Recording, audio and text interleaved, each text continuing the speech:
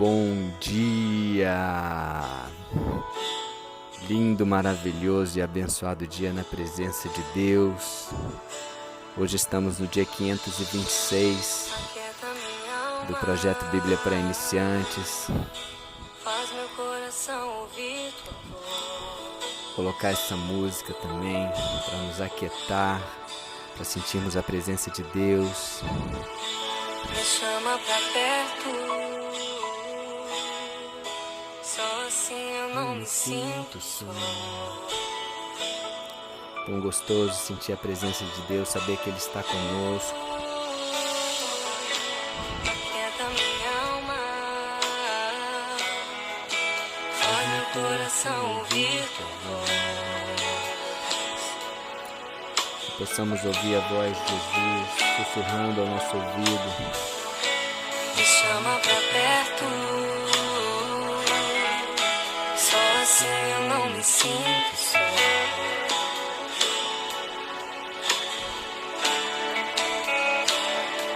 Porque na verdade eu descobri que tudo que eu preciso está em ti. Mas meu coração é teimoso demais pra admitir. Sei que depender é como viver perigosamente, mas eu preciso acreditar e confiar no que você me diz. Uau! Aquieta nossa alma, Senhor. Faz meu coração ouvir tua voz. Amém. Amém. Bom, estamos no dia 526. Vamos fechar hoje o capítulo 14 do livro do Evangelho de João. Quanto aprendizado, hein? Quantas coisas Jesus nos ensinou nesse capítulo 14 aqui. Muitas coisas. Os últimos 3 versículos eu tive que dividir em 2 áudios. E agora vamos fechar esse capítulo com chave de ouro, com mais aprendizado, mais coisas fortes, Jesus falando para a gente. Amém? Versículo 28, Jesus fala assim: ouvistes o que eu vos disse, vou e volto para junto de vocês. Vou e volto. Olha só, mais uma coisa aqui para a gente pensar. Eles estavam confusos, porque Jesus estava falando que ia para um lugar onde eles não poderiam ir com ele, mas apesar disso eles conheciam o caminho, e então havia muita confusão. Jesus está falando para ele: não se turbe o vosso coração, não fiquem perturbados, não fiquem afligidos, confiem em mim, não se atemorizem, calma, vai ficar tudo bem. O último versículo ele falou isso, né? Não se turbe o vosso coração, não se atemorize, eu deixo a minha paz, eu dou para vocês. E ele sabia que Jesus conhece o nosso coração, conhece o nosso interior, ele sabe de tudo que está passando, ele sabe dos nossos pensamentos, sabe das nossas ansiedades, das nossas preocupações. E ele está falando: olha, eu vou e volto. Imagina um pai falando para o filho assim: olha, filho, fica aqui, eu vou, mas eu volto. E o filho fica preocupado assim: será que meu pai vai voltar mesmo? Aquele filho mais novo assim que depende do pai, né? Depende do pai. Eu me lembro quando eu era criança, eu só conseguia dormir quando eu ouvia o barulho do motor do meu carro, do carro do meu pai chegando. Era um Fusquinha. E aí eu me lembro que quando eu ouvia o barulho, era bem peculiar o barulho do Fusca que a gente tinha. E quando eu via o barulho, eu dormia num quarto que ficava virado para a rua, aí eu conseguia dormir. Mas antes de ouvir o barulho do carro do meu pai chegando, eu não conseguia dormir. E aqui eu fico imaginando os discípulos, eles se sentiam tão seguros perto de Jesus. E Jesus falou: olha, eu vou e volto. Eu vou e volto para junto de vós. E ele continua, fala: se vocês me amam de verdade, vocês vão se alegrar de que eu vá para o Pai. E aí ele fala, eu vou para o Pai. Pai com P maiúsculo. Eu vou para Deus. Pois o Pai é maior do que eu. Uau! E ele se coloca, é incrível, né? Como que Jesus, ele tem a humildade, ele sabe quem é, ele fala de quem ele é. Eu sou o Filho de Deus, eu sou o Messias, eu sou a videira verdadeira, eu sou a luz do mundo, eu sou o pão da vida, eu sou a porta das ovelhas, eu sou o bom pastor. Então ele fala para as pessoas de forma clara quem ele é, mas ele também fala, olha, eu sou tudo isso, mas também eu quero que vocês saibam de uma coisa, o Pai é maior do que eu. Olha que louco, né? Então, Jesus, mesmo a gente sabendo hoje, né, que Jesus, o Pai e o Espírito Santo fazem parte da Trindade em plena harmonia, onde não existe um mais importante do que o outro, mas todos têm a sua função, mas ele se coloca no lugar, né?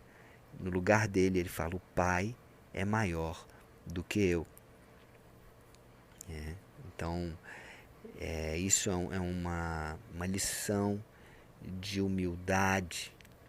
Jesus, o nome acima de todo nome, todo joelho se dobra diante do nome de Jesus e ele fala, o Pai é maior do que eu. É bom quando a gente reconhece isso, sim ou não? E Jesus nos ensina a reconhecer.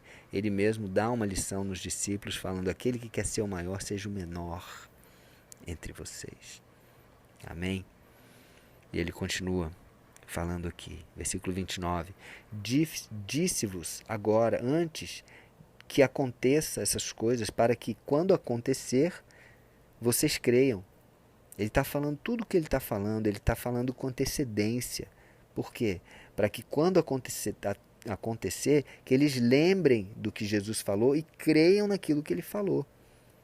Né? Como no final do livro de Lucas, ele olha para os discípulos e fala, ei, eu não falei para vocês.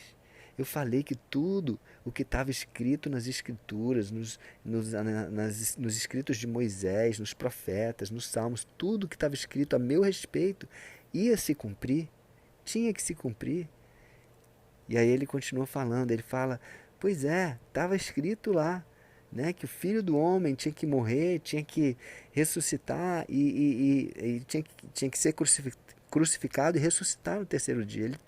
Ele falando para os discípulos olhando para ele atemorizados, com medo, achando que estavam vendo um fantasma, e ele explicando ele com toda a paciência, ei, eu falei para vocês, eu falei tudo que está acontecendo eu falei, que eu teria que ressuscitar no terceiro dia, e hoje é o terceiro dia. E ele até brinca, vocês têm aí alguma coisa para comer? Aí ele come na frente deles e eles ficam ali olhando e tudo. Então assim, eles estavam com esse coração, né? Estavam com o coração aflito, e Jesus vem trazendo tudo, né? Calma, eu vou para o Pai, né? O Pai é maior do que eu vou voltar, me espera. Então, ele fala tudo isso para que os discípulos, né, creiam e lembrem mais na frente de tudo que ele falou. Já não falarei muito convosco, ele fala aqui no versículo 30, porque aí vem o príncipe do mundo, e ele nada tem em mim. Olha só o que ele está falando, vem o príncipe do mundo, vem chegada a hora onde o próprio Jesus ia pagar para o príncipe do mundo, para Satanás, com o próprio sangue dele, o Cordeiro de Deus, para resgatar aquelas pessoas, eu e você, que estávamos escravos do pecado. Por que tem esse título, né? Príncipe do mundo? Às vezes eu olhava assim e me incomodava. Príncipe do mundo? Pô, Jesus é o príncipe do mundo, né? Não, mas quando fala príncipe do mundo, está falando que Satanás, ele recebeu autoridade, né? Deus deu autoridade para Satanás pelo erro, né, do homem cometido, pelo pecado cometido, para que Satanás pudesse tocar quando tiver legalidade sobre a vida do homem. Quando o homem abre brecha através do pecado, o Satanás, né, tem a legalidade. O príncipe do mundo, ele tem a legalidade para agir na vida da pessoa. Mas se a pessoa não dá, então Jesus, Está vindo aqui comprar de volta com sangue precioso, o sangue do Cordeiro Santo, aquele que não pecou. E ele vai, né, comprar novamente as nossas vidas. Amém? Isso é maravilhoso, gente, maravilhoso. Ele continua aqui: contudo, assim procedo, para que o mundo saiba que eu amo o Pai e que faço como o Pai me ordenou. Levantai-vos, vamos daqui. Só mais uma explicação aqui sobre essa questão do príncipe do mundo. Lá em 2 Coríntios 4:4, Paulo usa a expressão Deus deste século, né, dizendo que o Deus deste século cegou, né, as pessoas, né, trouxe uma cegueira espiritual. Então, uma das coisas que o príncipe do mundo, Deus deste século, faz traz uma confusão espiritual. Através de quê? Através de tanta coisa, gente. A mídia, as músicas que influenciam o coração das pessoas, né? Músicas que têm letras que acabam trazendo, as pessoas acham bonito, mas acabam trazendo confusão, adoração a outros deuses, né, adorando relacionamentos, dando a vida por outras pessoas, né, em termos assim de sentimento, em termos do lado emocional, vamos dizer assim.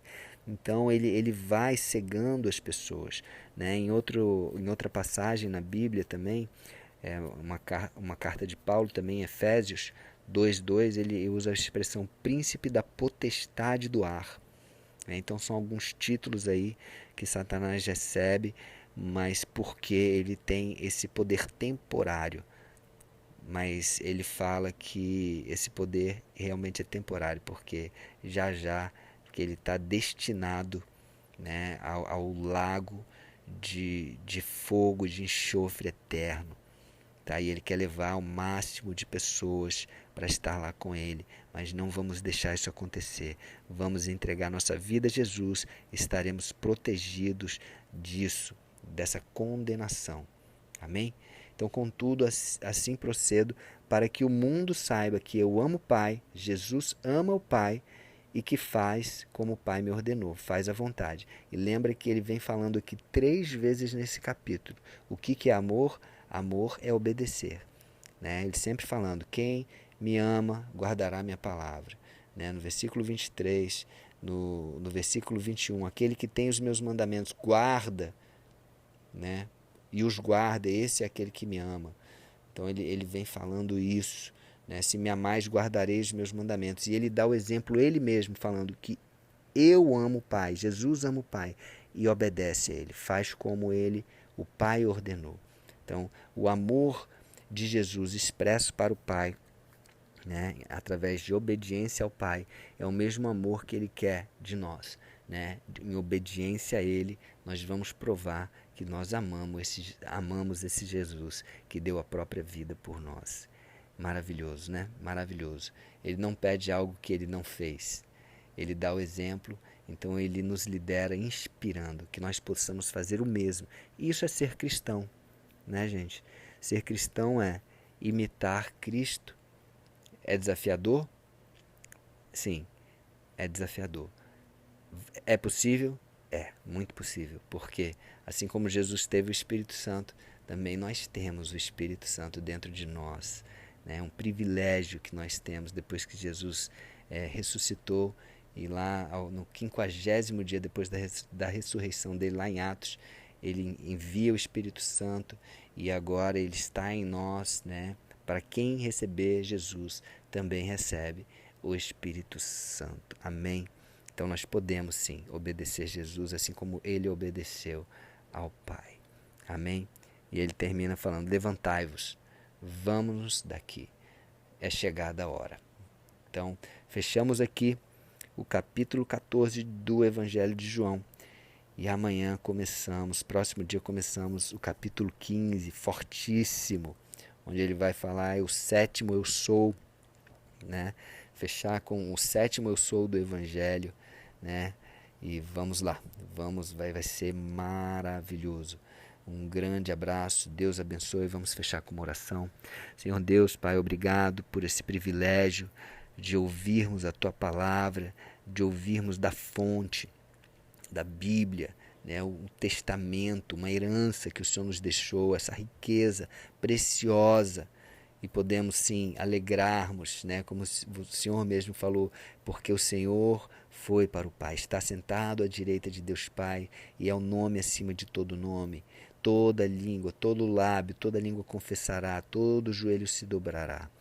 E nós nos alegramos por Ti, alegramos porque temos a Tua presença e sabemos que o Pai e o Senhor Jesus, Tu estás conosco através do Espírito Santo. Nós Te recebemos mais uma vez como o nosso único, suficiente Senhor e Salvador. Amém. Então, um beijo no coração e até o próximo dia do projeto.